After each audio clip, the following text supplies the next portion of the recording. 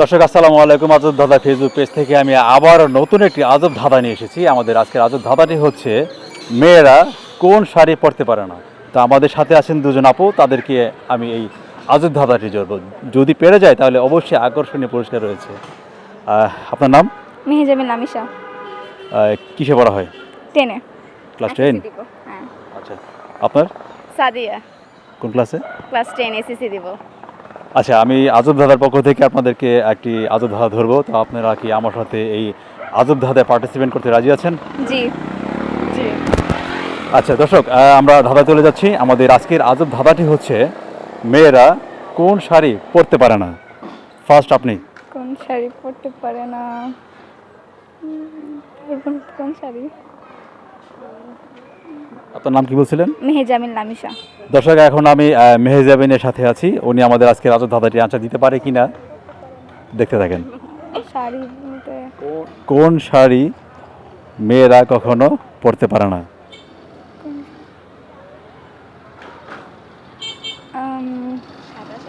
সাদা শাড়ি তো সবাই পরে। শাড়ি মানে ওই যে আগে মেহেজাবিন যদি না পারে তারপর আবার আপনার কাছে যাবো। ওর কাছে পারবো না। আমরা এই দাদাটি পাস করে দেবো। হ্যাঁ, পাস করুন। দর্শক, মেহেজাবিন এই ধাঁধাটি পাস করে দিয়েছেন। আমরা পরবর্তী প্রতিযোগীর কাছে চলে যাব। নাম কি যেন বলছিলেন আপু? সাদিয়া। সাদিয়া। তো আমরা সাদিয়ার কাছে চলে যাব।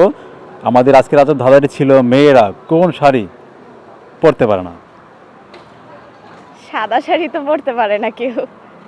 সাদা শাড়ি পরতে পারে, সেটা যখনই হোক, এখন তখন, যে কালেই হোক পরতে পারে। কোন শাড়ি? কিন্তু এমন কোন শাড়ি আছে যেটা পরতে পারে না?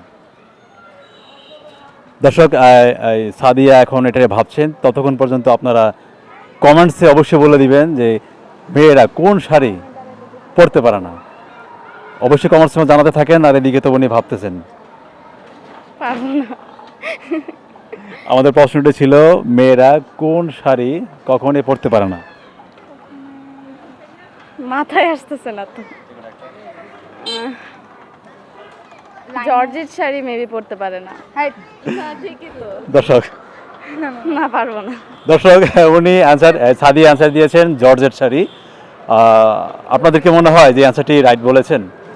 তো বরাবরের মতোই না, আপনি রং অ্যান্সার দিয়েছেন। দর্শক, আমাদের আজকের আজব ধাঁধাটি ছিল মেয়েরা কোন শাড়ি কখনই পরতে পারে না।